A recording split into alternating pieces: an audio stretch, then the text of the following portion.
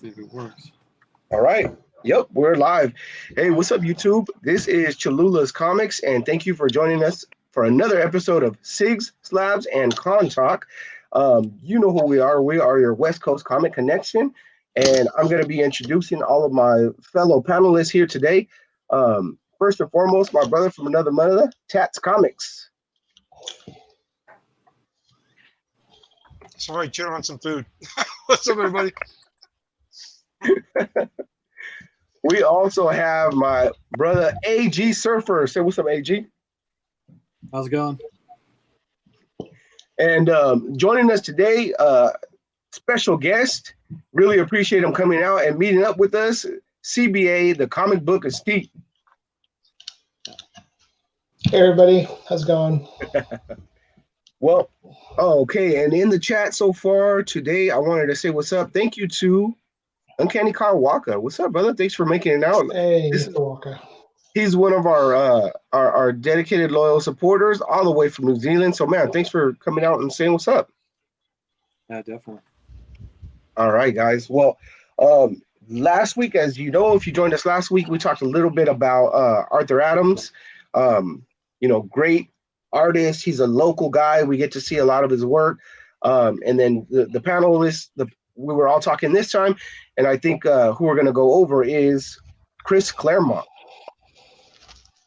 And Chris Claremont's he's a really great author, really pivotal on a lot of early X-Men stuff, a lot of early Wolverine stuff. For me personally, as a Wolverine guy, like he's a really pivotal as far as like writing a lot of those early storylines. So he's somebody that for me, when I got a chance to meet, it was really cool, and it was really like kind of it was an honor to go and meet him. He came to a local con here in Sacramento, which is only about 2 hours away from San Jose. So making the trek up that way was no big deal. He was super cool. The line was out the door. It was kind of an amazing experience, and I got to share that with one of my fellow comic book brothers in the community, Gomez Comics. It was just really cool. Like, just wanted to ask you guys, like, tell me a little bit about the first time you guys met. Anybody want to go first? I'm gonna chew on some beef jerky. You can go first, AG. All right. No, yeah, I was just gonna say, I believe the first time meeting Claremont was back in 2013 at Wizard World Portland Comic Con, and I know that's when Tad was out there with me as well. And we went out there for Stan Lee, and Chris Claremont was there as well. So that was an excellent time. Again, meeting. Oh, so you guys went together? That was the first time both of you guys met him? Yeah, back in 2013. So it was just, it was really cool. And there's a lot of other great artists and folks out there at that con. But the main draw was definitely Stan Lee, and then Chris Claremont was a huge plus. Pretty much brought, all the X-Men books we wanted just in case we were gonna get them autographed. We did, first time to the autograph game and getting paid for figuring out what people charge or don't charge. We had no clue. So, Do you remember how was the lines back then for Claremont?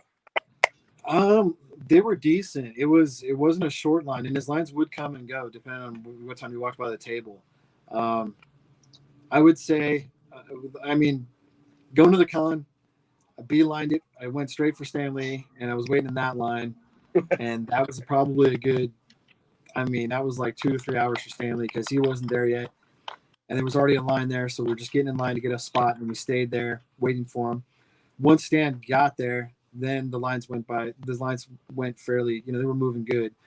But on the way to Stan, I passed Chris Claremont, and I get excited. I was like, "Holy crap, it's Chris Claremont! Never seen the guy before." And at that time, going to the con, and that was on a Friday when they opened up. Claremont, there might have been 3 or 4 people in his line when I walked by. And I was like, I'm like, okay, I just got to get Stan. Once I'm done with Stan, I'll come back and grab Claremont. Which we did after we finished up all our Stan Lee stuff. We came back for Claremont. At that time, there's probably about 15 or so folks, 15 or more, maybe 20 in the line. And me and Tat got in line, and we had our books. But Chris Claremont's line went fairly quick as well. He conversed with some folks, but he would just do a quick autograph, maybe read some stuff, look through the book a little bit, talk about it. You know, you get a nice handshake and you get a photo with him. But not everyone was doing that. Some folks were just getting stuff signed in Bolton. But yeah, he was a very nice guy, very cool guy, and I thought meeting him for the first time was pretty exciting. You know. Yeah, something that I thought was really interesting about him is he takes his time with all the fans. Like, he goes over your book. He gets to, you know, I mean, obviously he doesn't get a chance to fully get to know you, but like, he looks through whatever books you want to get signed, and he'll start reminiscing. And he actually, like, he will start turning pages. Like, some of the like more collectors, you know, they were getting like kind of like, oh man, what are you doing? Because he's not super careful with the book. You know, he's old school. He's grabbing the books and he's like, oh man, I remember this page, and I remember when I wrote this. And you know, he gets fairly animated sometimes, but you know, he's not super careful with the book. So be careful about that if you're looking to get your book signed by Chris. Yeah. And then, you know, real quick at that time too, we weren't grading comic books. I had no clue. I think it was the first time experiencing CGC and seeing that. But that was through Desert Wind. They were there, and I had no idea about grading comics. I was just so like, you know, I'm just meeting these folks, getting a photo, shaking hands, and getting an autograph. I was like, that turning in a book and not seeing it or just saying goodbye to my comic book. I was freaking out. I'm like, there's no freaking way someone's getting this book. This is going home with me, man. It's signed. Graded books made no sense, and they until this day they still. I mean, obviously they make a little more sense, but still you get a little sketchy. But that's yeah. But like you said, yeah, Chris would grab the books and get excited because he hadn't seen a book in a while and he's talking about a story. And I know he did that with Tat's Comics as well. Tat had a nice stack, and Chris was going through and Tat was freaking out a little bit, but it all worked out. That's really interesting that you say that, and I think that's something that a lot of collectors kind of you got a fan going in the background? Me? I don't got know, two. somebody. Oh, you got two? Someone's typing. Yeah, it just sounds like clicking, typing. I don't know. It's not Here, let me turn this off real quick. Mute yourself and then see if it. I muted AG and it looks like it's gone for a little while. I'm muted. Don't make me start laughing. No, I heard it. Yeah, look, when I unmuted you, it came back. Okay, well, I think it's You the got fan. a ghost typist in your room, dude. No, I think it's the fan. I'll turn my fan off, but I was muted and I still heard it, but I'll go ahead and do it again. I'll mute. I'll be back. All right. Anyways, guys, so I was just talking about, like, I think that's something that a lot of comic book collectors go, that story that AG was just telling about, having his book, getting it signed for the first time and making that decision to like submit a book for the first time. I think it's something that a lot of collectors go through in the very beginning, because you're kind of like, wait a minute, I just got this book, like I just got it signed. Now what am I going to do with it? It's going to go away from me. Like, no, I want it to come home with me. And now we got the big homie right here. There he is. My favorite Mexican. Hey, what's up? You're muted, dude. Oh wait, are you good? Are you good? Yeah, I'm good. Why? Oh, okay. No, I thought you were muted. Am I? No, No, you're good. Well, I can hear you. No, you're good. All right. How you doing, Murph? I'm doing good, Tat. How are you? Oh, I'm doing good. Just trying to stay cool in this hot weather I'm having. It's called air What's up? conditioning, bro. Yeah, I got Air two fans. conditioning. We're What's talking. good? Oh man, the hamster crapped out on him today. Oh, fucking David. Yeah, that guy couldn't go light the lanterns for him to get the electricity flowing. But check it out. We got CBA joining us today. Comic book Aesthete. All right. I'm fucking up? around with my camera. You guys talk. I'll just screw around with my camera. It's just not So does working right. AG. We're all still learning and working through all these technicalities. Why am I upside down? Anyway. God, now I feel like I'm drinking. Oh God. Right? It's like comic book floods. No, but that's like I was saying, what AG was talking about is like giving your book up and having it go away from you, not knowing when you're going to get it back. I think that's something that we all kind of went through the first time that we made the decision to get something slabbed and signed. As some of you guys know, like I've done like a little bit of work for CBCS, and in doing so, like I've seen other customers kind of go through that, like, oh man, when am I going to get my book back, and who's going to be holding on to it? And so I've always done my best to kind of like calm them down and be like, hey, look, I've been grading for a while now, and I know that pain of like being concerned, like, man, when am I going to get my book back? Is it going to be a good grade? Like, what's going to happen? So I try my best to kind of calm people down and let them know, hey, don't worry, guys, everything's going to be all right, and you're going to get a great looking book when when everything's said and done. So how about you, CBA? Can you tell us a little bit about I don't know, either like when you've graded books or meeting Chris or what have you? I haven't met Chris, so What? I don't have much I'm the worst guest for tonight. You invited me, and it's like, what the Chris Claremont? Who's that? Sorry. You know, the one book I have of his that I wanted to share, I can't even find it. It's a Marvel 2-in-1 thing in Black Widow. He wrote that story, and I don't know where that book is. I wanted to show it, but I don't have much to say. Well, I mean, and I understand, like, I feel you, like, that's one of the hardest things to do too, is like getting, like, whether it's for a show or like a show like on YouTube or like an actual con, like just getting your books ready and prepped and finding them in your collection. And damn it, it was in this box and now I think it's in the other one. You know what, dude? You helped me out. You were huge. Do you remember when we went to go meet, was it Snyder? Oh, yeah. In San Francisco. Yeah. So we all got, well, let's see, it was me, AG, and CBA. We all went to San Francisco and got a chance to meet Scott Snyder and get some books signed. And one book that I really wanted him to sign was Dark Knight's Metal #1. And I know I had it, but for the life of me, I couldn't find it. And so I'm like freaking out.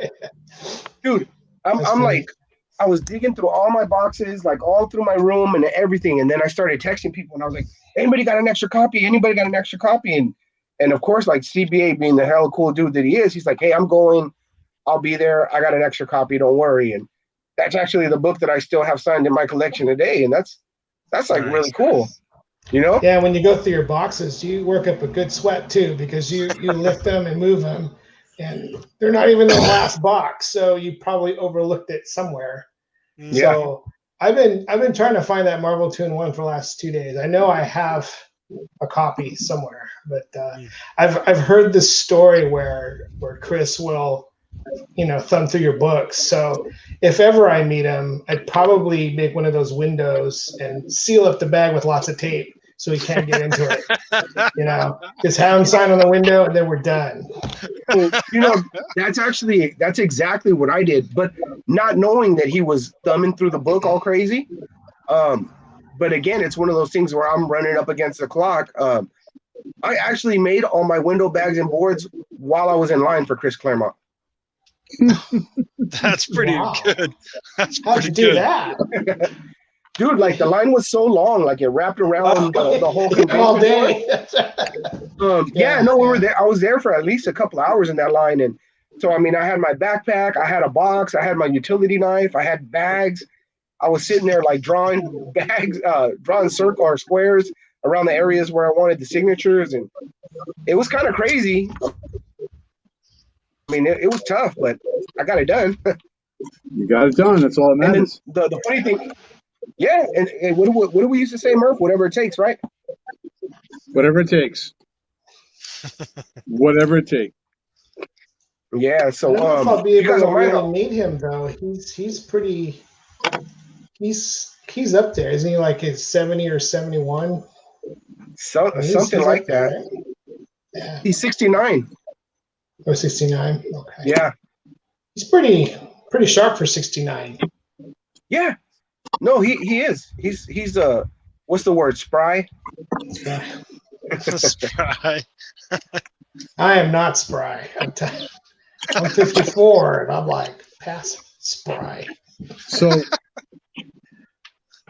AG filled me in and said you guys are doing Chris Claremont Spotlight. So Yeah, I'll be a guy to admit I don't read a lot of X-Men, but I'm familiar with Chris Claremont enough to know that he's extremely important within the comic book community. So what did I do before I came on here? I did a quick Google search on Chris Claremont. All right. And it got down to his net worth. The guy's worth like $10 million, which I thought that was pretty impressive for a comic book guy. Also, he's written some novels. CBA, you might have actually written some of his novelization work or something like that before. And I couldn't tell you any books that he's done because I didn't get that far. But he is still under contract with Marvel. And people like to think of it as they'll come up to him at a convention and say, is Marvel really paying you not to write the X-Men? And that's the way it looks, but it's not. Because he's, what do they call it? They call it a retainer. Chris Claremont is signed as a retainer, and he's not allowed to write any comic books within the United States. So maybe if there's a European production, he can write something, but anything that has to do with the United States, he's strictly an employee with Marvel. Obviously, he must be getting a yearly salary for him to agree to something like that. And I thought that was kind of interesting. As important as Claremont is, Marvel doesn't want to let him go and wants to use his talents at their leisure, let's say. That is interesting because, I don't know. I can't think of very many other titles that he's written outside of Marvel books, other than Tat. And Tat's, wait, no, did he write that one? No. Tad, did he write that Monsters DC one? No, that wasn't him, right? No, that wasn't him at all. No. Okay, never mind. I wish I would have grabbed that book. No, that was. I remember it was Art Adams. I know he did the cover. I can't remember if Art Adams did the writing for that story. Yeah, Chris Claremont. Yeah, you're right. Yeah, Chris Claremont has done a lot in Marvel, and right now at the top of my head, I can't think of anything else that he's done besides Marvel. But I'm pretty sure there's some stuff out there. It's just you got to find it. But most of the time, his name, Claremont, will be on the front cover of most books, and then sometimes it's not. So then you have to dig. And I got a story behind that because I got a book I will show, and I'll tell the story behind that. Yeah, let's see. But I'll show when we're ready to show books. But when I did meet Chris Claremont, like you guys say, he likes to look at your books. He likes to thumb through. I think he likes to kind of look at the inside credit to see who else is on that book, just to refresh his own mind. And then he does like to thumb through it, look at some of the pages in there. And sometimes he'll point out a page and said, what he did there and why he did it the way he did. So it was really cool to hear the history behind that. But when he did that with one of my X-Men books that I will show, it's the famous one where he freaking creased the cover, and I thought, oh my god, dude, black cover, that's going to be jacked up. But it actually, no, it still looks good. There's no breaking color or nothing, so I was very happy about that. But he had long lines the second time I met him. The first time his line, he didn't have one formed just yet, but he was working on commissions. I mean, just he had like a stack off to the right of him, and I thought they were just pages out of a book that he was going to be doing. And he said, no, they were all commissions. He's just jumping from one to one. Like when he starts getting bored with one, he would jump to the other one, start to finish that one up, or he had a certain technique where he'd start to color one, then ink one, and all that kind of stuff. Real quick, guys, my daughter's in here to interrupt me, so I got to find out what's going on. Yeah, that's actually that's something that I can speak to of him, like looking through all the books and thumbing through them, and that's a reason why when I met him at Sacramento Comic-Con, the line was so long. As a matter of fact, like I think they stayed behind maybe anywhere from an hour to like a half hour after the show was supposed to be over, because he said, no, we're not leaving until everybody who was in my line gets their book signed. So that was cool. At least he stayed. So he caused the problem, but then he fixed it afterwards, Yeah, well, the thing I was going to say too was the second time I met him, because the first time he wasn't charging. The second time, I don't think second time I met him he wasn't charging, but the third time I went to go up to him he was charging then, because the second time that's when this one guy, if I remember correctly, it was kind of him and three other people, and he had this tote that he was carrying, like this filing cabinet. And I kid you not, he had books and books in this filing cabinet, and I guess like 2 shelves he told me in this filing cabinet were I'm not two, I'm sorry, not two. 1.5 shelves out of this filing cabinet were all for Chris to sign. You know, Dang. Chris was signing free at that time.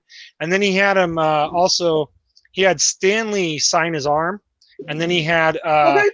Chris He paid- Claremont sign Wait a his minute. arm. Did he pay for Chris Claremont and Stanley to sign his arm?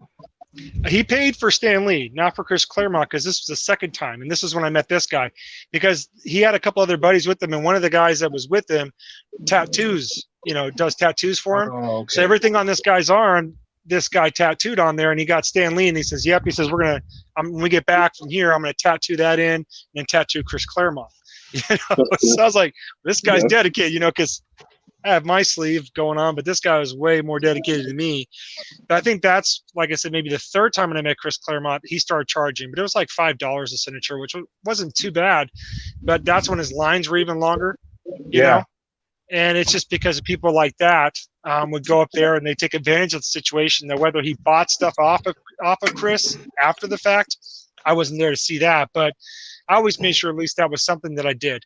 Either bought a print that they were selling or donated, like we talked about on our last show, to a charity that they were, you know, there for to collect, to help out, you know, whether it be the not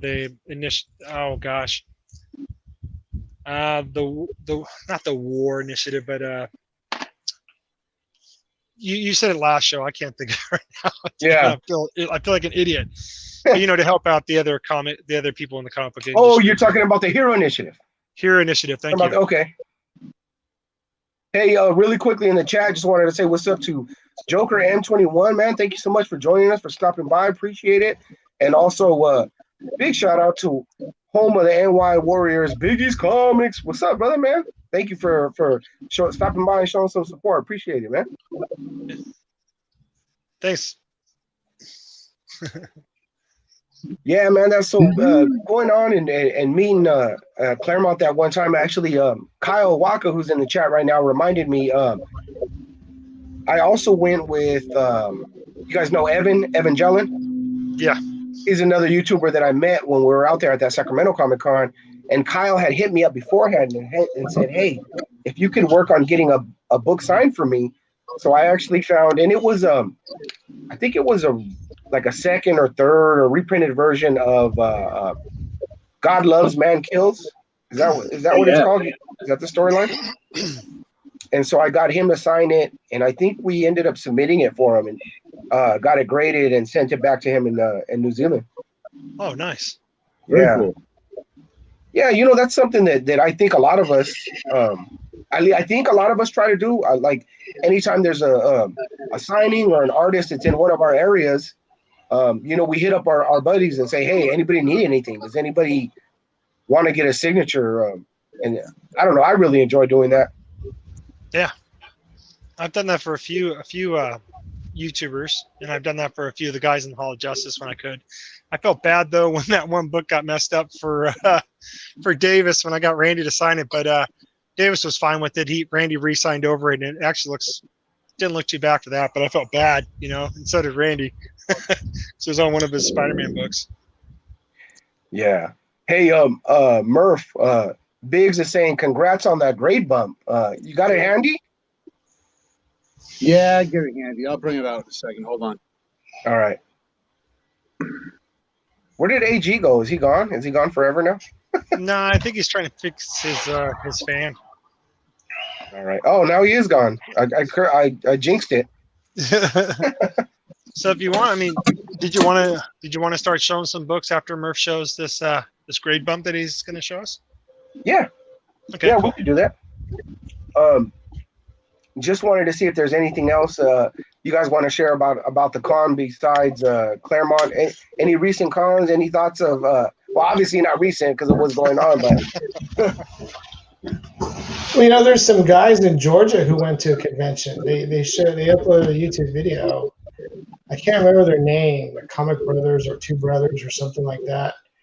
And everyone's wearing a mask and they're going through. It was a big auditorium, just like the one we've been to in San Jose. And can't believe there's a convention. They're rifling through the boxes. That's nuts. Yeah. I don't know if I'm ready for that. Yeah, I don't know if I'm ready for that. Like, let's say let's say cons open up again 3 months from now. You guys ready to start going back?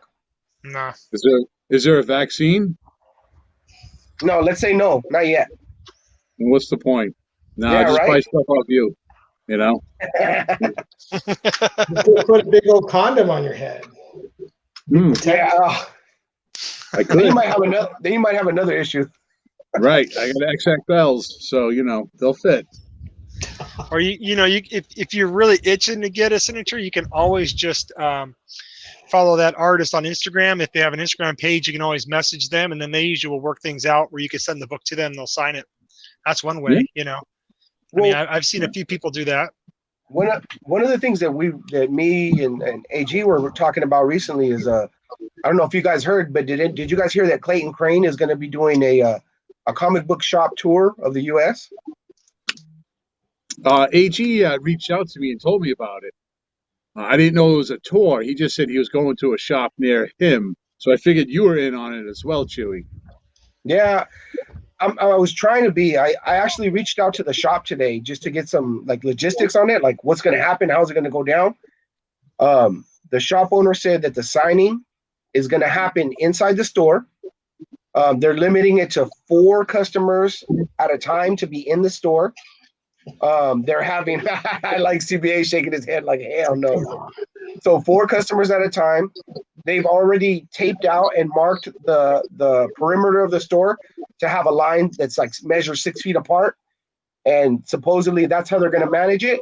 He said it's going to be warm. So the only thing that he said, bring an umbrella if you're going to come out to block the sun, right? But he's going to do his best to have coolers out there for water and pass them out to everybody who's waiting. What do you guys think about that? It's not going to happen. I already met Clayton Crane, so I don't feel like I have to go. And he's kind of an introvert. He doesn't say a whole lot. I mean, he's very glad to sign your books, and nice guy, but he didn't say a whole lot. So I think he's a very introverted kind of person. When's the last time you talked to him, CBA? Cholula, weren't you with me? You were over there, weren't you? Was it a SF Con? Oh yeah, it was SF Con. Yeah. The one in Oakland, though. Oakland SF Con in Oakland. Or is it the Oakland Con at SF? No, it's SF. Wait, was that a year, 2 years ago, 3? Like 3-ish, I think, about 3 years ago. Oh, right. I don't know. I want to say 2 years. I'm not sure. Yeah maybe. Because when I got the same feeling you got, CBA, with Clayton Crane when I saw him at Rhode Island last year. And he almost had like a Jim Morrison rock star vibe going on him. And so, he used to be Clayton. Now he's Clayton Crane. Like he elevated himself, and his ponytail's a little bit longer, and he wears more studs on his wrists, and but once you started to, if you said something that piqued his interest, he was more than willing to give more details about a certain cover. This is a sensational cover of Spider-Man 33. It's got Aunt May holding Peter. He just got the shit kicked out of him. And I said, you know what, dude, this is one of my favorite covers. He said, oh my God, I actually love it too. And he described how he had the spider webs falling off to the side and the book's not doing its justice and so forth and so on. But if you didn't, he wasn't giving it to you if you weren't bringing it to him. He'd be just like, hey, how you doing? What colors do you want? Rainbow, Sig, yeah, okay, Infinity, yeah, gotcha. $20. Well, that's kind of. I had him sign maybe 3 or 4 books, and I forgot to pay him, and that's when he spoke up. Well, that's $60 there. I'm an old man. I forget these things. I wasn't trying to rob him. Did he have? I don't remember. Did he have a handler? No, I don't think so. No, right? I had a handler. Yes, I had a handler. You did. Yep. He had represented, because now he's representing Scorpion Comics. So that's the table you'll usually find him. You probably won't find him in Artist Alley anymore because he's a big time guy, and you'll find him in the vendor area under Scorpion Comics. So you'll have a CGC witness already there, and they're expecting a long line, and then you got Scorpion Comics who want to peddle their shit before you get to meet them anyways. Yeah. Mm-hmm. Yeah. And that just kind of begs the question, like that makes me wonder if he's as much as an introvert as that, like why would he be the one putting on this tour, this comic book tour of the US, and especially right now, Well, I think when we met him, it was just before he really started to heat up, because I think we already knew he was around, but his stuff really exploded right around the time we met him. But he was definitely by himself at that convention. There's no handler or anything. He obviously was handling his own money at the time I met him. But I think after we got some books signed and a bunch of this stuff came out, and you've seen his variants. They're super expensive now. And that's the thing. It's his variants that are. But I'll tell you, I've been collecting Crane since at least since 2009, because I was collecting that run that he did of Uncanny, or was it Uncanny or just regular X-Force? And usually what he would have would be a regular cover and then what they would call like a bloody cover. If you guys are familiar with those. The bloody ones, Yep. Well, so, that I don't know. crochet. Yep. Yeah. Exactly those. Hey guys, I'll be right back because I have one of those tat situations going on with somebody needing my attention. I'll be right back, but I'll let you guys keep going. All right. So Jonathan's got a party going on there. His high school buddies there. They're drinking and eating, and we're not invited. No, we're not. We're only invited through this way. Does anybody have access to the chat? I'm on my phone, so I don't see the chat. Yeah. What's out there? What's going on? We have still Uncanny Kawaka is still here. Four-Way Flashers joined our chat, so hi to Four-Way Flashers. Who Dat Comics Nice, Who Dat just came in, so hi to Who Dat. Four-Way Flashers says, CBA, good to see you on the show. So he's saying, he's glad to see you here on the show. And I think the New York Warriors are still in here too. Biggie's and Joker. So I just want to say thanks to everybody that's here. Besides me, everybody else is in there. I've never met Clayton Crane. I've only seen from people's videos or hearing from your guys' stories about him. And I didn't realize this, but I did meet Bill Sienkiewicz at a Comic-Con, and I didn't realize I even met the man, because that was the Comic-Con that I went with AG, and we had that one book where we wanted to get the multiple signatures on it, and not realizing Bill Sienkiewicz was one of the signatures that was going to be on the book, because I just went from one person to next person getting them to sign it, and I came across that book to go back to us talking about trying to find books in our boxes. His personality, Sienkiewicz's personality is a lot like Clayton Crane. I think they're reclusive kind of guys. They're very detailed with their work, and they don't talk a lot. And I had the same experience. I know I've met Sienkiewicz a bunch of times, but I can't remember him. It's just not a memorable experience meeting the guy. Yeah. When I look back at my signature book, I got an autograph from this year. I don't even remember meeting him. Sorry. Oh, go ahead, Murph. No, go ahead, Murph. I was going to say that there's only so much we can do as fans. We can show up, we can present a book, we can throw an Andrew Jackson down, we can say, hello, Mr. Whoever, I love your work.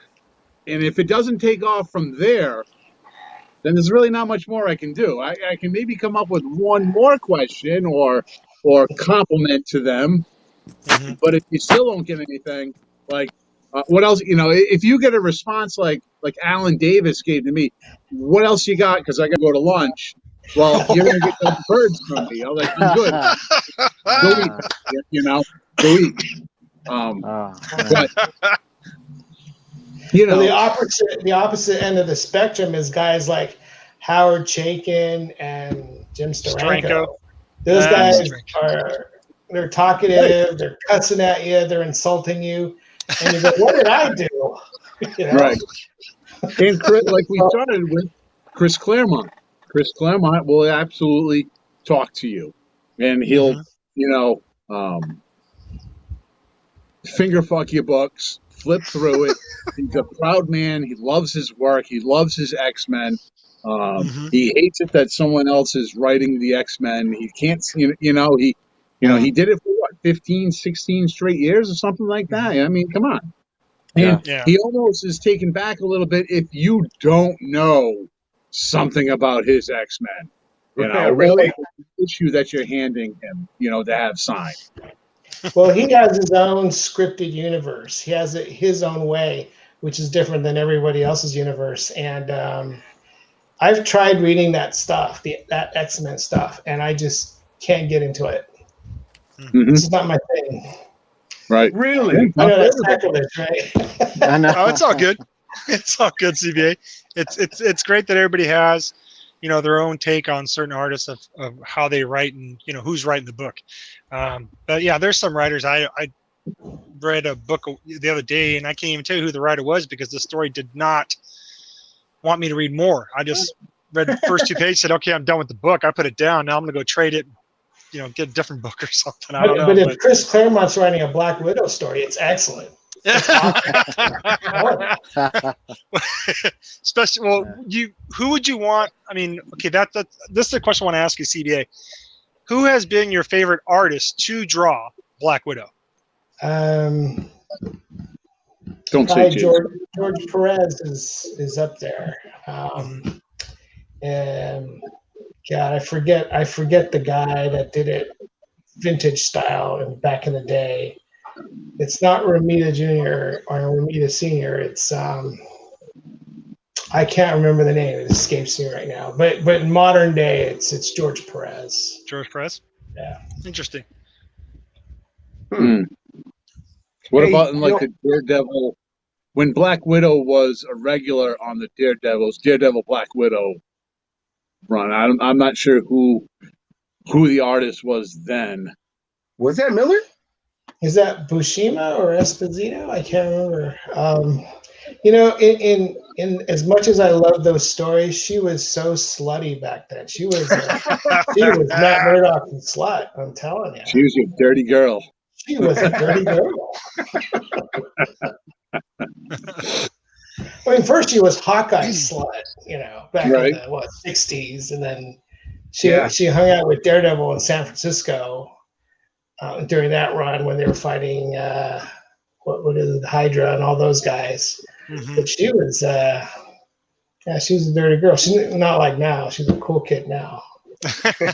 Cool kid. Dead too. Hey guys, while I was gone, did we say what's up to all the other folks, the new folks joining us in the chat? But we do have some new people, so go ahead, Chula. Yeah, I just wanted to say what's up to Forward Flashers, always joining us from Canada. Thanks for stopping by, man. Really appreciate it. Has been here since like day one. Thanks for being around, man. What's up to Who Dat Comics and Movies? This is like at least, if not like the third week in a row. So appreciate you stopping by again and listening to us just chill and talk comics, and Big Cat. Ow. Yeah, BLC. Big Meow Meow. What's up, brother? Thanks for coming by. What's up to Big Meow Meow? All right. Just wanted to say what's up to all the guys coming by and just with a little bit of support in the chat. But to get back to your synopsis of the evolution of your favorite character, what else is going on with Black Widow nowadays? So now she's the cool kid, huh? No longer the I'm not even going to repeat what you call her, man. That's Well, it looks like they're trying to retire her and bring in the blonde chick, Yelena Bololovich or whatever. I don't know what her name is. Oh, yeah. Wait. But I'm monogamous. I'm going to stick with Natasha. I'm not going to. Well, that's not true. I did get some Yelena books through somebody authors, so it's not 100% true. But I'm going to probably just stick with Natasha books. Did Mike Mayhew? I think he penciled those covers, right? Like when she had her own Black Widow title. God, is that Mayhew? Yeah, because this is the Black Widow you like. Greg Oh, Horn did a definitely. lot of those. Definitely, yeah. Yeah. I have Yeah, the other Greg one you're Horn talking did about. I have the character. Yeah, I haven't read the Yelena book, so I don't know anything about him other than those covers by Greg Horn. Those Yeah, sexy covers. Belova is her last name, I think. Yeah, Belova. Is it Belova? Yeah, I think it's Belova. Belova. Baloney. I like CBA. He's like, I don't know, and I don't really care. Yeah, I don't. Hey, you know what? Since we're talking books and we're talking Black Widow, let me show you real quick. This is one of my favorite covers that I got signed by Claremont. And since I kind of already foreshadowed it, maybe you know what I'm talking about. The Butch. I do have that one actually. Oh, I have that book. Yeah, that's a beautiful one. It's a I Jim really- Lee cover. What was that? It's a Jim Lee cover. Yeah, it sure is. This is one of, I mean, and Jim Lee's one of the reasons I originally got into the X-Men, because I used to love the way he drew Wolverine and the others. And I didn't know if I was ever going to get to meet Jim Lee. So I was like, hey, Claremont storied this, so why not take it to him? The mistake I made, though, was I had him sign in silver right next to Black Widow's gray suit. So it kind of blends in, but That's Fucking there. rookie. yeah, it was, though. Yeah. It really was. It was a rookie mistake. Like, I had just gotten into, like, putting my signatures where I want them and, like, color coordinating. Oh, we got a special guest? Well, you have your Special daughter guest. behind you, and he's got his dog. It's not the same, Tat. Not the same. Yeah, be careful, Tat. No. I was just saying. You both had a special guest. Cholula had his daughter, and then Yeah. Murph has his dog. You see, I you have see his nobody. dog? What about myself? You see his dog? Can you give me puppy kisses, too? Oh, Can I have puppy kisses? Ew, no, I don't want that. Later. uh-oh. Do that later. Candy. Yeah, but that was I told you it's a black candy. okay, cool. Stop eating I candy, got bro. 3. Oh my god. So yeah, that was one of the books that I got him to sign, and like Murph said, he's right. Rookie mistake to sign it in silver over a gray pant. What would you call that? Would you call that a pantsuit, CBA? Is that a pants? A jumper? A jumper, That's a jumper. pantsuit. My God, man. Yeah, I definitely like the standard original black suit. So Yeah. that silver suit was just a temporary thing. I guess she had to wash her clothes. So. Yeah, it was a wash. It was a wash week. Hey, well, she does look good in the white clothes, though. Maybe She it's does. the same suit, and it's just like you said, she had to wash it, and it got sun damaged or something. She looks good in that white suit. Look at that. Yeah, that white suit's awesome. With the gold and the red. Yeah, I can't wait for that movie. Oh, I know. So now Oh, it's that gonna now that AG's back, you got some books for us, buddy? Is my volume good, or I don't know? Yeah, your you're- volume sounds good.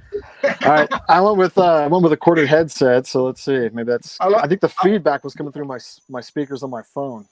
I like how Four-Way says it wasn't a pantsuit, it was a unitard. Yeah. Oh, shit. She's a So- maniac. Are we working on? Are we still showing Chris Claremont's, or what's? The, Yeah. I haven't shown Yeah, I my think- books yet. All right, Yeah, I've showed one. I'll show a few. I'm going to show everything else but Chris Claremont. Laser shoots and pants. Yeah, this big thanks to Cholula for taking care of these books for me. I got an X-Men 133. This was the verified signature because I got Chris Claremont and Terry Austin, and actually John Byrne. No John Byrne, sorry, but X-Men 133.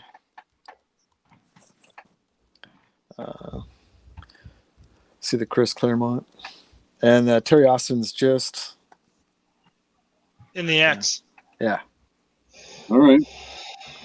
Now Terry Austin, I didn't meet him. I purchased the book with Austin already on it, hoping it was legit, looking like it was legit. And Claremont, when I met him, I just had him autograph this one for me.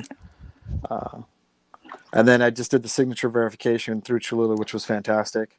when CBCS was offering that deal on the Sigs. But yeah, this is an excellent book, excellent cover. It's when Wolverine really kind of goes at it. Wolverine just cuts loose, as it shows in the cover. The other books I'll try to get through pretty quick. X-Men 134. It was the whole Dark Phoenix saga, which is to me one of the best X-Men stories out there. Obviously, Hey, remind me when I'm showing you my books.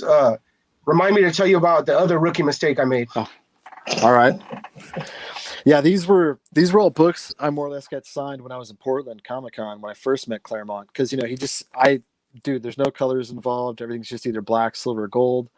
At this point, everything obviously in black, and Claremont would just sign in like he does till this day, pretty much, right in the heading, right there in the X-Men. And he was just, simply taking your books off the top, sign them, slide it over, grab another one. But again, yeah, the X-Men, Dark Phoenix saga. I didn't care for that movie, to be honest. Yeah, I haven't seen it yet. It's got good. I think it's got some good points in it. It's good moments, but as a solid movie, now it's got a lot of holes. But as an X-Men fan, I can still appreciate it, and there's like I said, there's still some shining moments in it, or some good scenes. But what did you think, CBA, about the original X-Men movie that kind of parodied the Dark Phoenix storyline? Or were you talking about? Well, there's two, right? There's the X-Men. What is it, like Last Stand? X-Men Last Stand. Last Stand, yeah. And then there was the more recent, like Dark Phoenix X-Men movie. Yeah. Which one were you talking about? With the one you said you didn't like? The last one, but actually both I thought were not so good. I thought the other one was pretty cool because it was in San Francisco, and then they showed Magneto tears up the Golden Gate Bridge and goes over to Alcatraz. Oh yeah. So Yeah, that was kind of Magneto. Magneto was kind of a badass right there, and then you had just Wolverine and those guys kind of going at it. That was pretty good. Yeah. Like I said, there's just some good scenes or good moments, but as a solid movie, it could be tough for the really hardcore fans. Yeah. Or the guys that want it to be more accurate, I guess. But well, I would say that I think the old school animated series did a pretty good job of showing the Dark Phoenix storyline. Oh, definitely. Animation, obviously, they can do a lot more. But go ahead, Chulu. Let's see some of yours, and I'll get into my stack afterwards. Oh yeah, and I'll just sit here and watch. I got books. What about Tat? You got books? Tat? Don't you got some loose books? No. Go. Yeah, I got loose books. Show your slab. Go ahead, man. No. You go first. Be slab happy.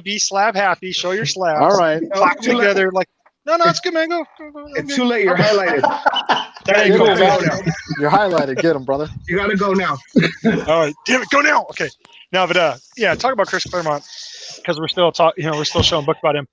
It was funny because when I took him a stack of books, I had the Savage Land, this one right here, and he signed it right there in black. Because like my brother was saying, we didn't have colored pencils then. It was just he had Sharpies and he would sign wherever he wanted to. But when I took him this book.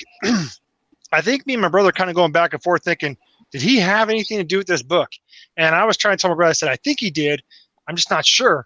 So when I went to Chris Claremont, handed him this book, Chris Claremont, I mean, literally, you talk about he wanted to school me. He goes, hey, idiot. He goes, my name is right there. Yeah, that's right. On the splash page.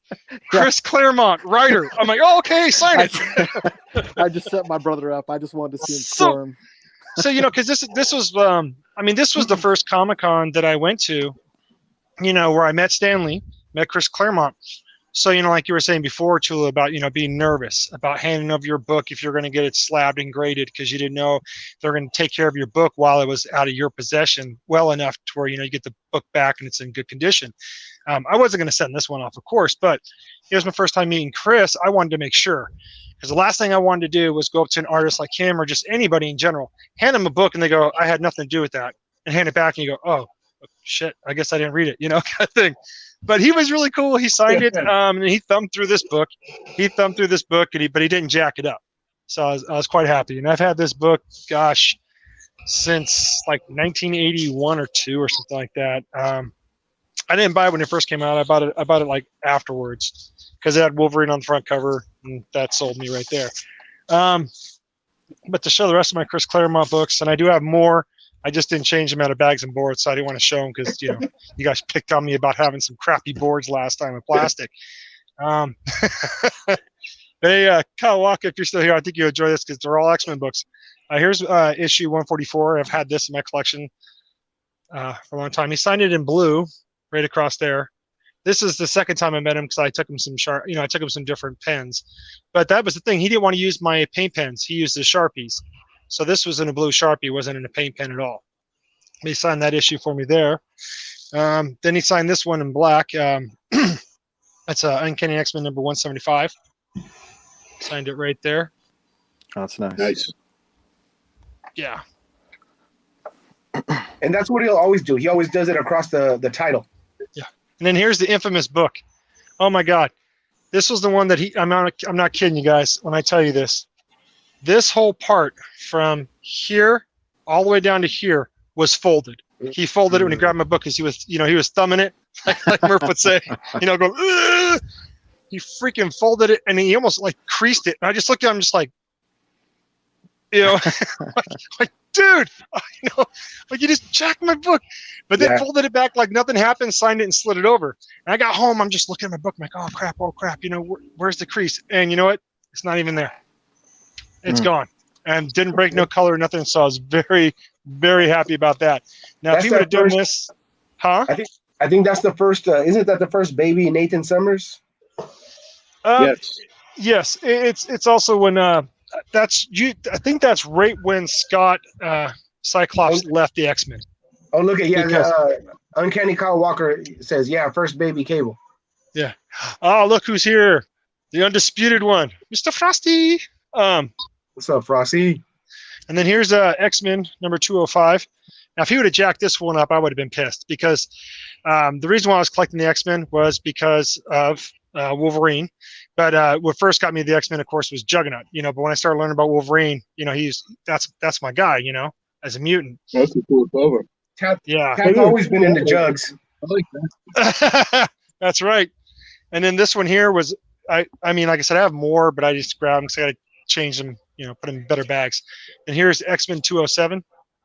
Slashing cover right there. Yeah.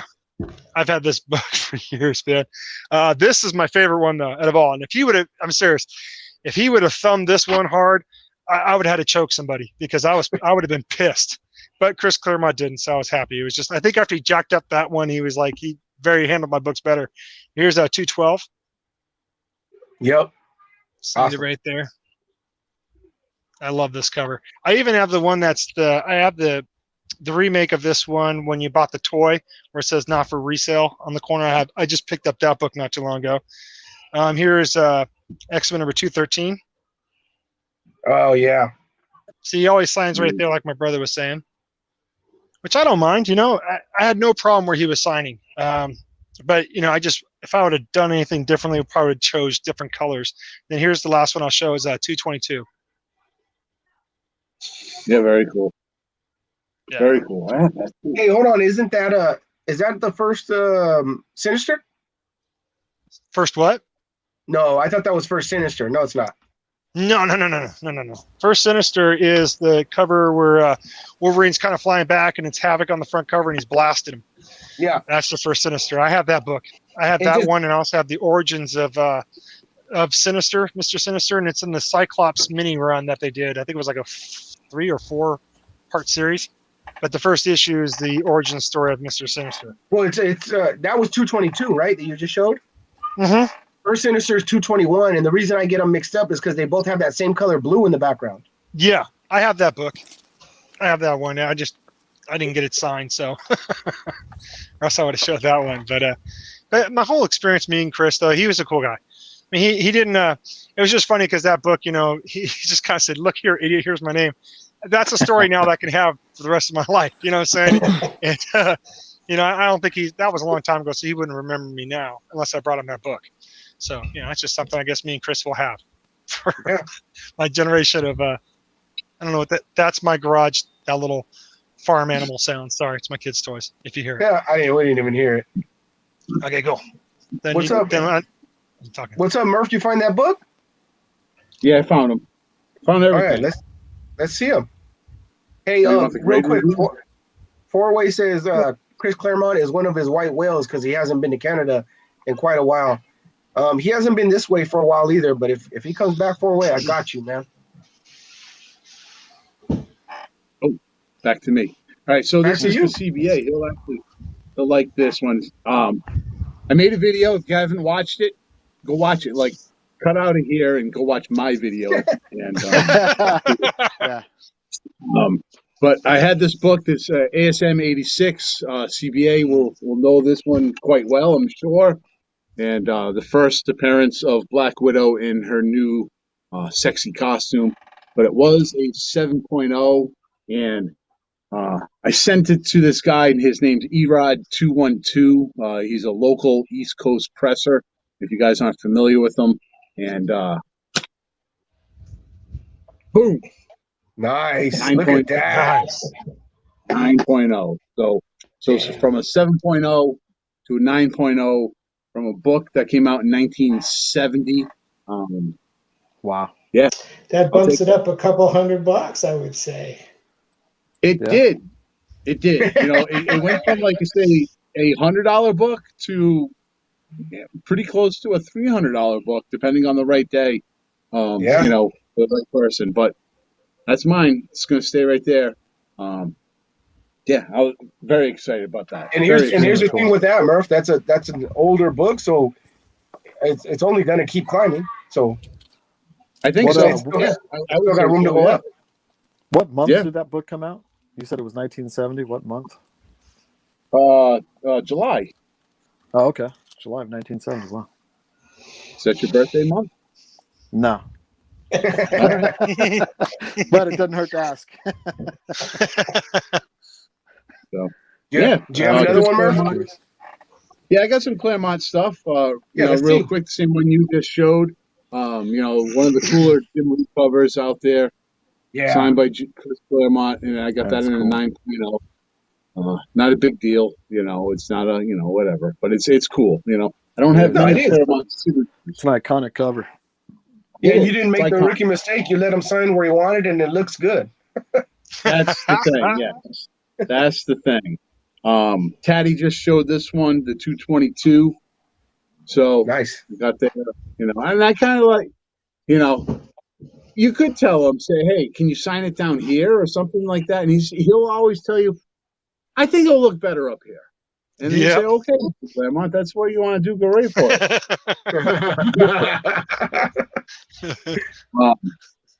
One of my favorite, it's a modern book. It's X-Men 449, Chris Claremont, Scott Hanna, and this is a Greg Land cover.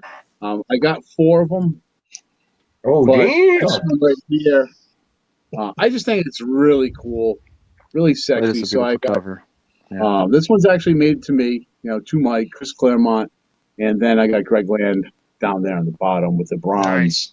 Yeah, Yeah, it really worked out. Storm's getting ready for that pearl necklace right there. Oh, She's getting dude, ready for man. something, man. Getting ready for something. She's making it rain.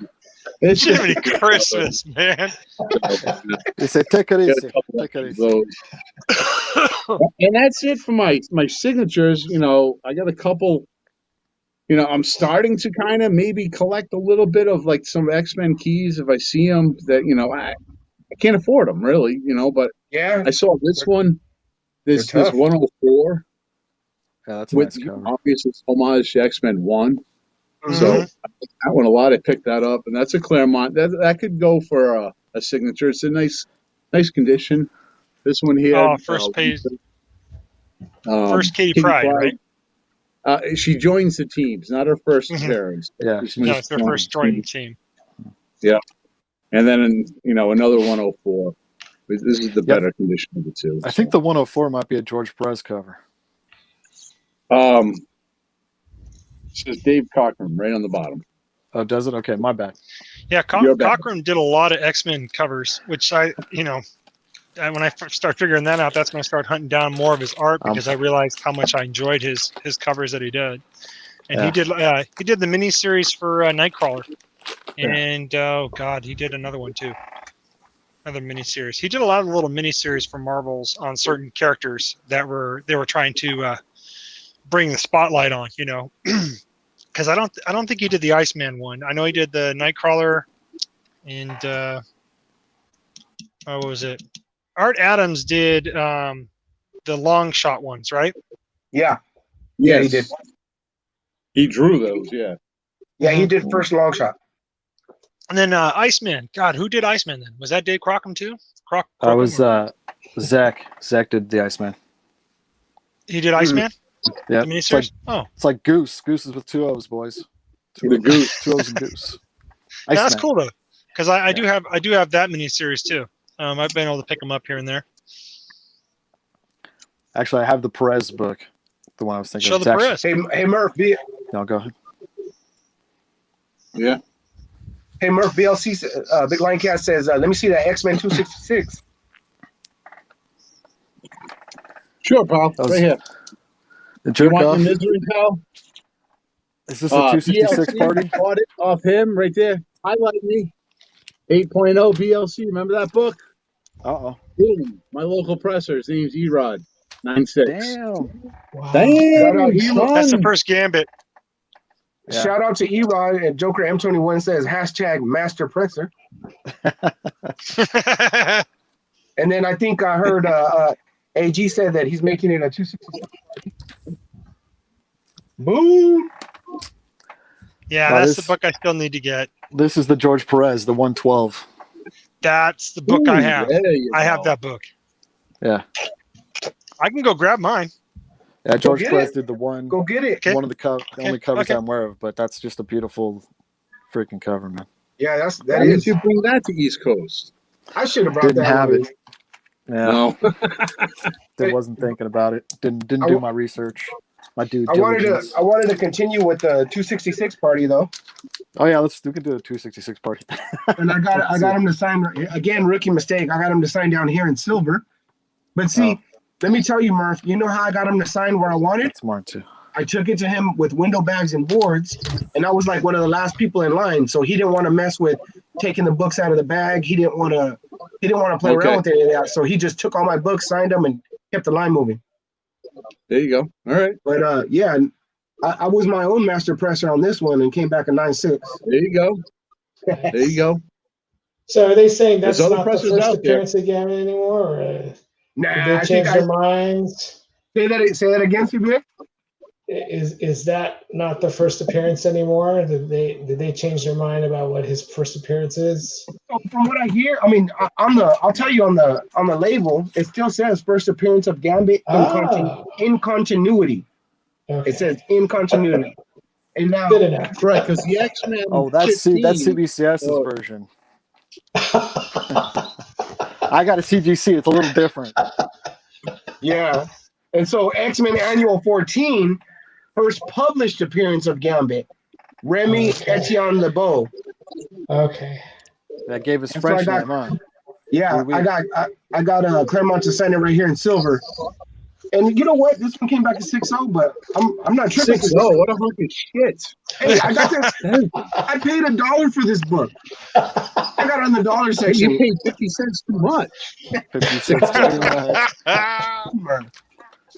It's an X-Men book, man. Don't even put it in that bag. Throw that thing away. Oh, That's messed up. Murph just playing the hurt game. yeah. CGC. It says. This Where's is your Gambit's, X-Men Annual 14 at, Murph? This is Gambit's first. Oh, you want appearance. both of them? Right there. See, Hold on, mine.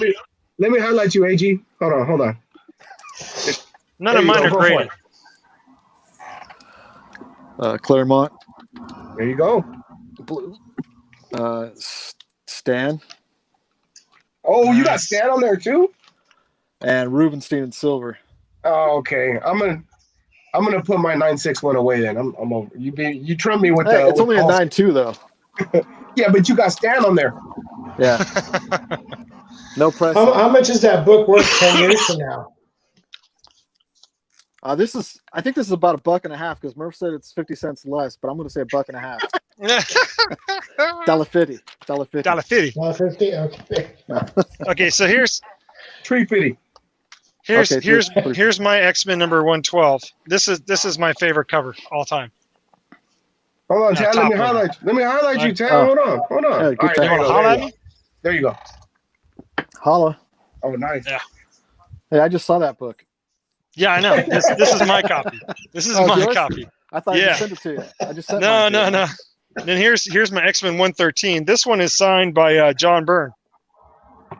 In the inside. Oh yeah, splash page. Yep, in the splash page. Nice. So I got that one. And then here's my X-Men number 30. And this one is also signed. Nope, it's not signed. It's just got. I'm reading my brother's writing.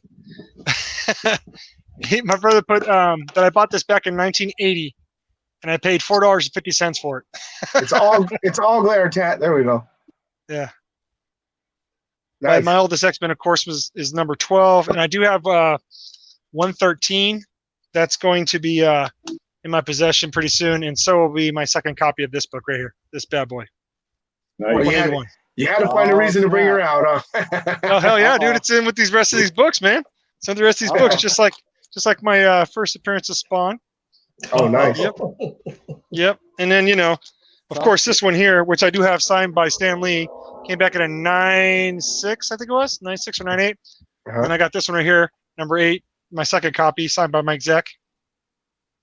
Tat's over here dropping the clankers. Yeah, you got some I got some more. I got some more big ones, man. I can pull out some big Tat's ones, but got bullets. guys, man. I got bullets. That's a tat. What's up, CBA? You got to start dropping some clankers of your own? Wait, let me see. I don't think you guys got the full longevity of this. Where is it? Yeah, this one. See, this one right here, man. Forget all your little 9 points on it. That right there, man. That's the book. Bam. Oh, yeah, that's nice. That is the book. I'll just leave it right there. The book. I don't need to be in the picture. I don't have that. I have another copy too. Who was showing 139 earlier? 139. Somebody showed X-Men 139. I And so showed not only is it, I did. oh yeah, there you go. It was Murph. So not only Murph is it the first time that Kitty Pryde joins the team, but this is also the first time we see the appearance of Wolverine in the brown and tan costume. Nice. Oh, good. All right. According to CBCS. Yeah. hey, those guys do their research. Let me tell you. That's the first time Wolverine was wearing high socks. Shut up, man. You damn high socks. Little bastard. The cool thing about him wearing the high socks is he got the claws, so he can chop them off into the ankle socks. Mr. Joke Teller over there. Mr. AG Joker. Tell jokes. Right. Hey, real quick, guys. Sorry, real quick. Uncanny Kawaka says he will have his X-Men #1 next year. Oh, nice. There you go, Kyle. Congratulations, man. Yeah, congratulations. Yeah, congrats. Congrats on getting that. That's a book that one of these days I hope to have, but that one along with Giant Size X-Men, one of these days I'm going to get that book, but it's going to be a while. I had a chance to get that book a long time ago, and I passed it up and grabbed something else. I was still kicking myself. What you got? What you got there? Oh, no, you don't. Oh, I hate your guts. I'm sorry to interrupt. Oh, I hate your guts right now. Let me see it. There's no backstory. Let me see it. There's no backstory of his brown costume. They just open it up and hey, there it is. You're wearing it. That's fucking. Yeah. Whatever. All right. Well, there you go. All right. Well, here, you brought yours out. Let me show you real quick. I got 3 of them, and before Murph starts talking shit. Shit, 3 of them? So, not the greatest grade, but. What's that, 4-5? 4-5, yeah. It's a 4-5. 4-5. It's not a PGX, Murph. He's up. Jeez.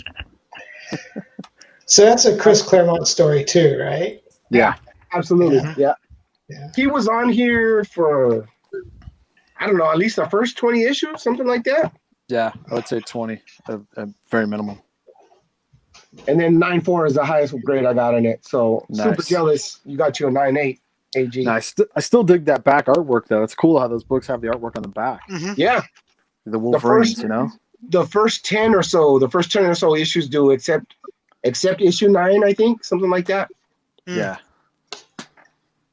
That's a good topic to maybe bring up on our next show. Would be like, what books out there did that, and when did they stop doing that? Like what year did they stop doing the art on the back? Because I know with the X-Men Classic, they did that for a pretty majority of the book, and then they stopped a little bit. I know. Yeah, and then I know with. I'm sorry. Go ahead. I was gonna say I didn't know that they had done that for X-Men Classic. Yeah, they did it with X-Men Classic. They also, of course, the Marvel Comics Presents. They did that where it's on the front and back because it was a flip book. There was always 2 stories in there, so that was common. But it was great because then you like with the Sam Keith stuff, you would get Sam Keith on the front and the back for majority of that run, and you also got Barry Windsor Smith in there too, and that whole run of Marvel Comics Presents. Oh, Art Adams. I think Art Adams, or maybe I'm getting mixed up with with X-Men Classic, but yeah. All right, I got 2 last books to show. All right, I got a couple after that. And this is one of my favorite storylines by Claremont. Uncanny X-Men: Days of Future Past, 142. Yeah. Oh, nice. But that grade's not good enough for Murph, though. No, that's a respectable 7.0. That's nice. All right. And then 141. Oh yeah, 141. 6.5. So is this the reason why Chris If only Claremont's you so knew rich? Oppressor Cholula. A5. If you knew Oppressor Cholula, you might have gotten a better grade. Yeah.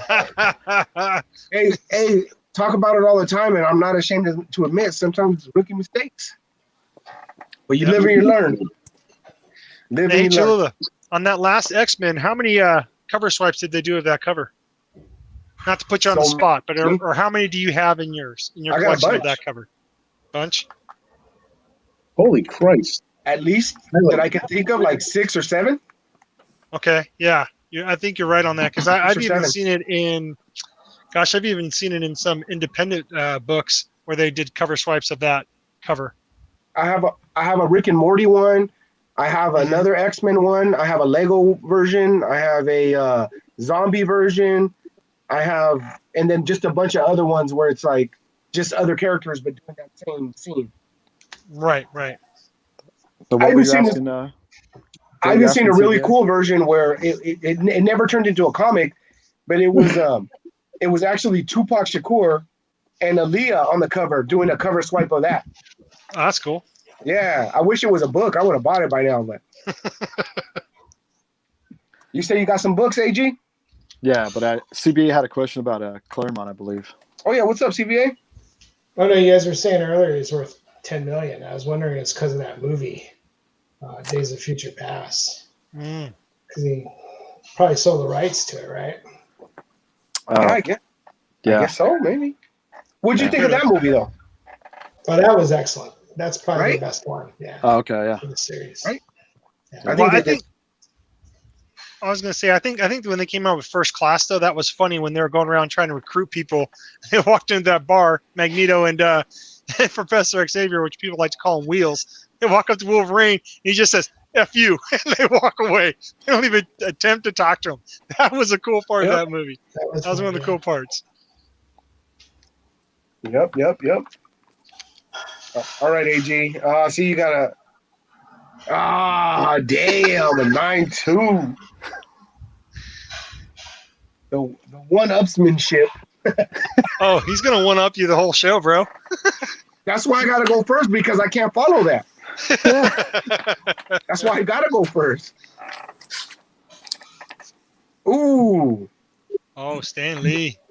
And so while AJ's still in those, I just wanted to say, I told Murph to remind me about the other rookie mistake. AG, so when I went to go meet Claremont, I don't have the complete story, but I have like a lot of the Phoenix and Dark Phoenix storyline. Yeah. And I should have just taken them. But the way I was thinking about it was like, I'll see them again, and I'd rather get the whole series signed, you know? Yeah, at one time, yeah. But I didn't. and now I'm kicking myself for it. That's the first Nice. Jubilee, isn't it? Yeah, first Jubilee. Nice. And let's see. Yeah, this is the one that you guys were talking about before, 221. First Sinister. So I have that in a PGX. Your favorite, AG? Oh, okay. I have mine as a raw copy. Yeah. And then this. Oh baby, I like it raw. Cat Oh, loves it all. 9.6. That's right. Rub it, lick it, stick it down. You gotta glove it before you love it.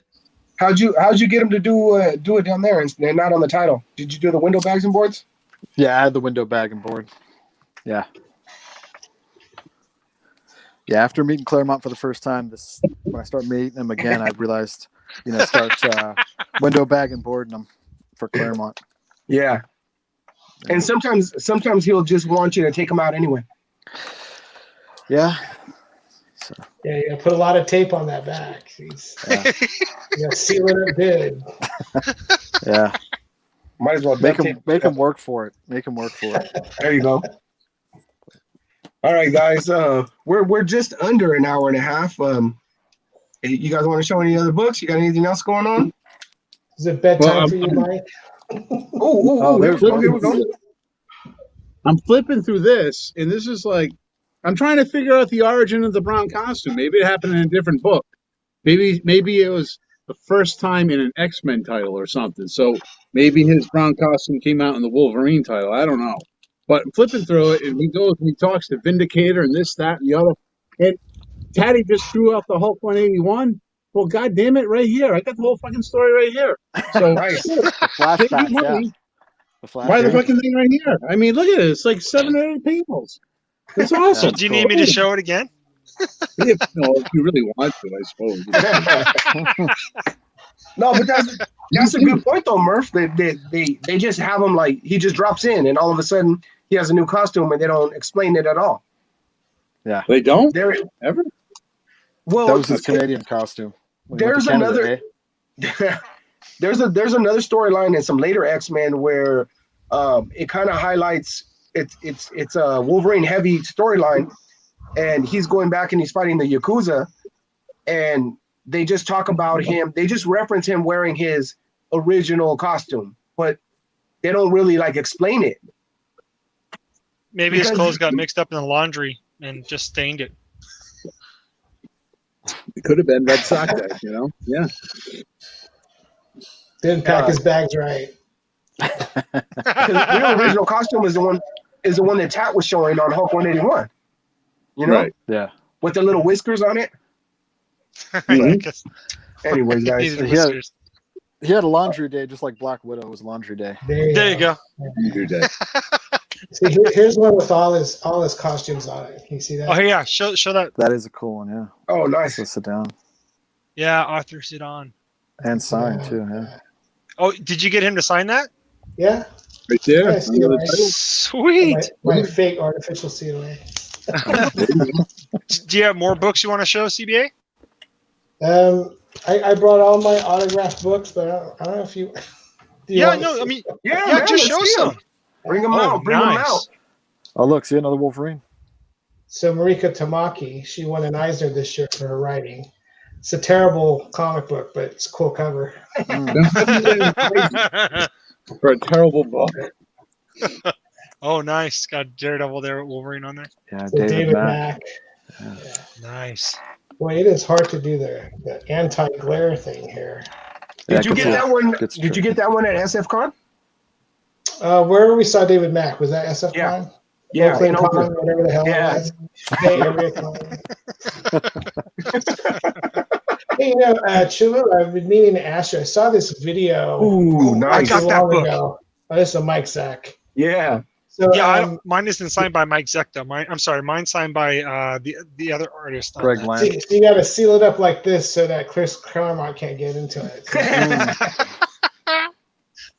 So Cholula, I watched a video today about some guy in California, and the way he stored his slabs, he puts it in like a tool chest. You can put 8 slabs flat. Do you remember seeing that video? Yeah, dude, it's a really cool looking thing. I wish I could find one, but they're expensive. Yeah, they're like 2,000 each. Yeah. So God. he got it used for $500. Oh, So it's cool if you see that video. It's all yeah. nicely laid out. Yeah, that guy's from like the East Bay. Yeah. He bought it from somewhere in Oakland. I don't know. Yeah, he got it in Oakland. And I want to say he got it near where Cape and Cal Comics is, because there's like an art school near that area too. Oh, yeah, okay. And so what he said is it looks like a tool chest, you're right, and it's got these really thin drawers, but those drawers are actually meant to hold blueprints, like architectural blueprints. Yeah, they're very, very narrow, thin drawers, but they nicely fit the slabs. So it's How many fit across? 2 or 3? I forget. 4 and 4, so 8 total. Hey, Two rows of 4. Yeah. Did you get Rubenstein to sign that? Or Ruby to sign that X Factor? This is signed by Jim Shooter and Bob McLeod Oh, down there. Yeah. Got Hey, this. CBA, we had this discussion last time. Is it Rubenstein or Rubenstein? it's like screw that. I have a Rubenstein sketch here somewhere. Stein. Steen. Sting. Oh, nice. Oh, that's Yeah. Oh, Now, shit. if that would have been Adam Hughes, it would have had bigger boobs. Adam Hughes likes to draw his I women with think big you're boobs. right. Yeah, she's kind of flat here, huh? Well, no, she doesn't look bad. I'm just saying, if it would have been, Adam Hughes likes to really. that's outstanding for Rubenstein. Yeah, that's nice. Hey. This is the booby shot. There you go. That's our Adams. That's our Adams. Yeah. That Wonder Woman face looks kind of Perez-ish. Mm-hmm. Kind of look like what? It looks kind of Perez-ish, just the face. Oh, yeah. But it definitely looks like a chick. That's good for Rubenstein. Didn't give it sideburns with the cigar? Yeah. Wow, that's Could have awesome. gave her a cigar, and you would have been like, "That ain't the one I wanted." That's very nice. A guy named Aaron Lopresti. Oh, that's dope. Yeah, it's kind of cool. And this one's is Greg Rucka and Nicholas Scott that signed this, but it's a Greg Horn cover. Yeah. It's pretty cool. Yeah, that's a 3-issue little miniseries right there, I think, right? Exactly.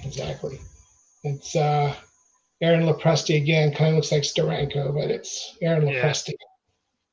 That's another artist I want to meet. I always wanted to meet Greg Horn. Oh yeah, I think I met him a couple times already. He's always coming to our conventions here in the Bay Area. So Ty Templeton. Oh, nice. That's a guy I want to get more books signed by. Ty Templeton. He's a pretty cool dude. Jim Silk. Is it Jim Silky or Jim Silk? It's Jim Silky, maybe. I like Silky. I like Silky Smooth, Her blouse looks silky. There you go. She's got some poodles. This is a guy I met a long time ago. He's long since passed away. That's Dave Stevens. Oh, Dave Stevens. Yeah. Nice. The Great Pumpkin, Charlie Brown. Yeah, there you go. I pulled out all my Dave Stevens, but they're not all signed. I love Airboy. I love that run. He's just a great artist, and he died so young. I was so sad to hear him pass. This is all Dave Stevens from the 80s. Oh, nice. Sheena. I thought it was Shanna. Shanna, na. Shanna Rubenstein. Yeah. Johnny Quest. Oh, Johnny Quest, yeah. This one right here. This is probably my favorite. I'll be very little one. Gosh. Those are great. And what's the publisher on those Johnny Quest books? Oh, Comico? Yeah, Comico. Comico. Okay. Yeah, all right. Because that. Yeah, I see those every once in a while. I think DC picked up the rights to Hanna-Barbera because they were publishing some, or maybe it wasn't Johnny Quest. They were publishing, what was that? I don't know. They had some like Hanna-Barbera books they were publishing not too long ago. Wasn't that one where they have like the race or something like that? Oh, God. Future Quest. No, it was called Future Quest. Okay, I was way off. So you're saying that's DC now? Yeah. Oh, really? Yep. Cool. Is that Jason Aaron? Jason Aaron. I met him at Image Expo in San Francisco. Nice. This was the guy that did East Meets West, Nick Dragotta. Oh, I Let's thought see, you were talking about. I thought you were talking about Gomez and Joker, East meets West. Yeah. You're on fire tonight, Cholula. It's Julian Tedesco. Oh, nice. She's That's his having initials, coffee. huh? Yeah, that's his initials. Yeah. Cause see, I always see his covers, and I've always like, I'm enamored by how his lines and his everything that he does on his covers, and I've always keep trying to figure out what his name was because I always see the two little T's, but I know to look for that, and I usually grab his covers. That was crazy. So not only did he date it, but he also put SFCC to remind you that you got to sign in San Francisco Comic-Con in 2016. Nice Hellboy. Yeah, this is Mike Mignola. Mike Show? Mignola. It's a show cover, but Mignola signed it. Real quick, Mike, I'm sorry. I keep every time you're showing a book, it gets me excited because that artist there, one of my friends I work with, he lives in Portland now. He lives up in Portland, and so when he goes up to Portland, he usually stays at that guy's house. And I'm like, dude, next time you go to visit him, see if you could take some books. I'll give you some of my books. I'll sign them. I'll pay for it. I don't care. But he gets to go hang out at that guy's house and see all the artwork that he's collected over the years, and what artists inspired him and stuff like that. I'm like, Jiminy Christmas. He lives in Portland. I got to go see him. Well, all the Image guys moved to Oregon, I think, because they were headquartered here in Berkeley, and they went to It's Oregon. up in Seattle. Yeah. Their headquarters in Seattle. Brian K. Vaughan. Nice. It's kind of cool to meet. He's making money.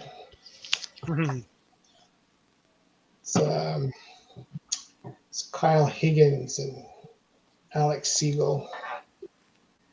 I think they're doing other stuff now.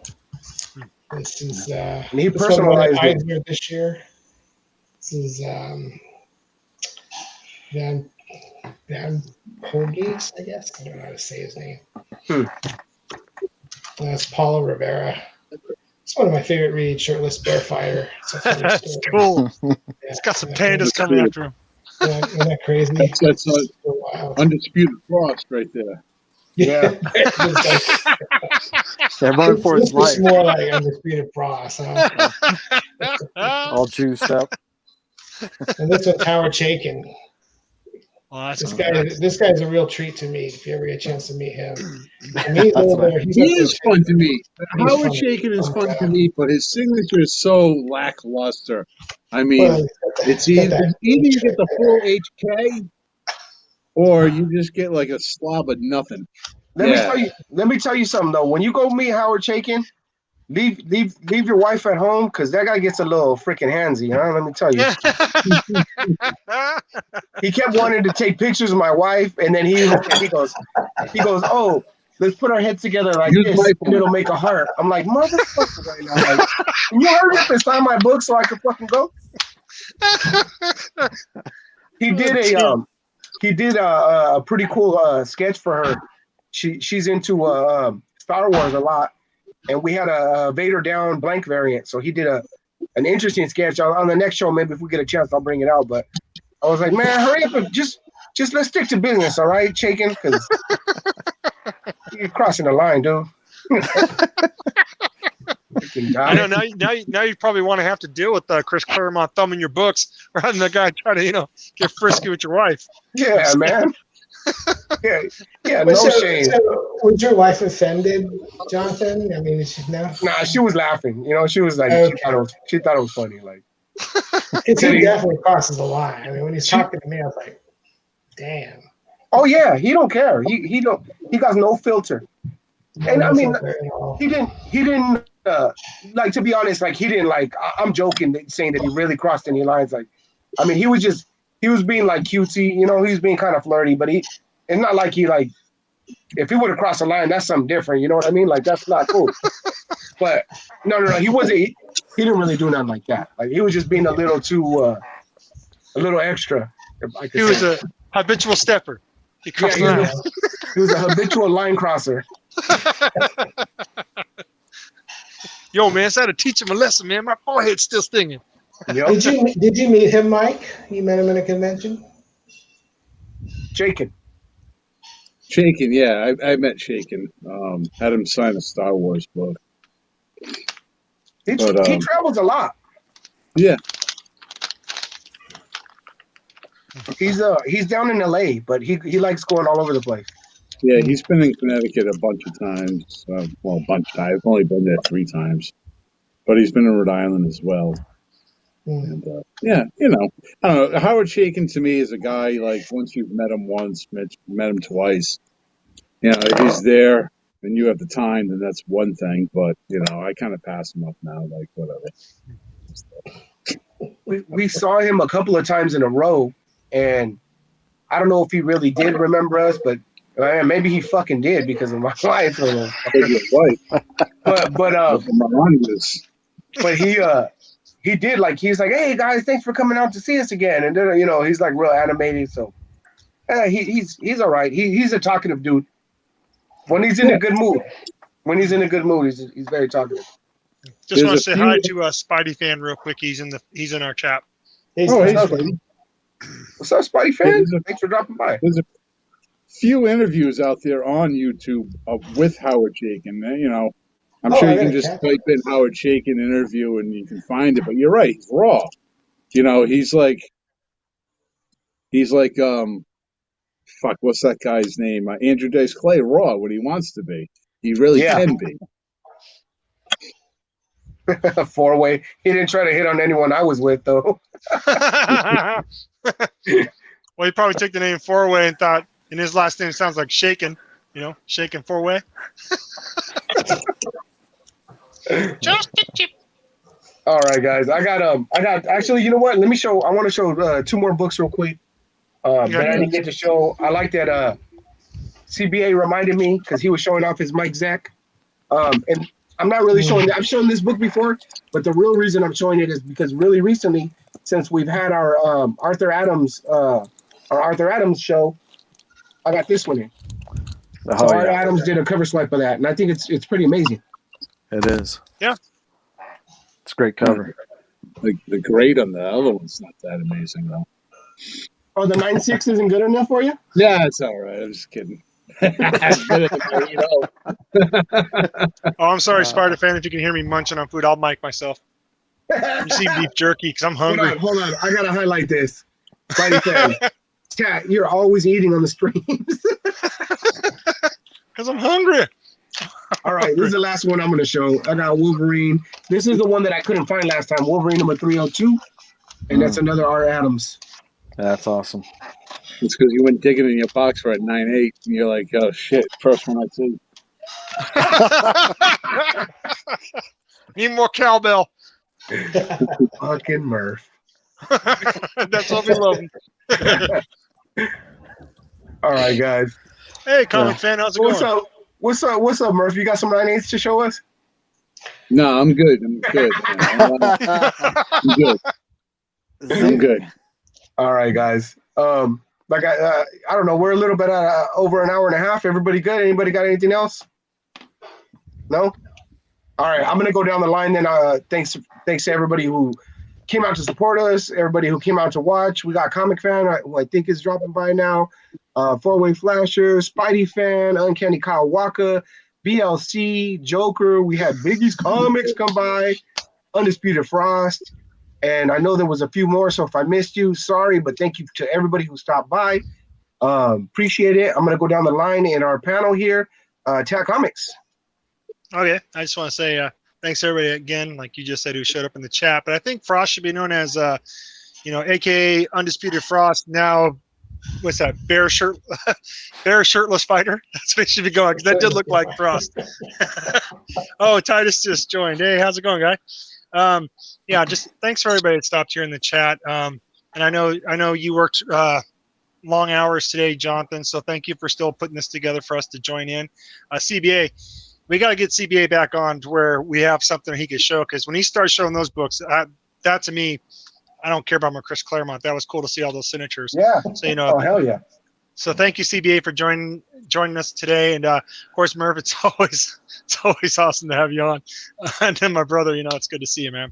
And just everybody be safe out there, please. You know, watch out for that whole virus that's going around, and basically mask up. You know what I'm saying? Yep. Rock on. All right. And I'm next, still eating beef jerky. I'm hungry. there you go. All right. So next, our one of our special guests, CBA, Comic Book Aesthete. Well, thank you guys for letting me hang out with you. It was fun. I'm probably going to get busy in September because that's when school starts. I'll be homeschooling my daughter. So that's my second job. But I'll try to join you when I can. As long as it's on the weekend, that's cool. And yeah, I'd love to do it again. It was cool.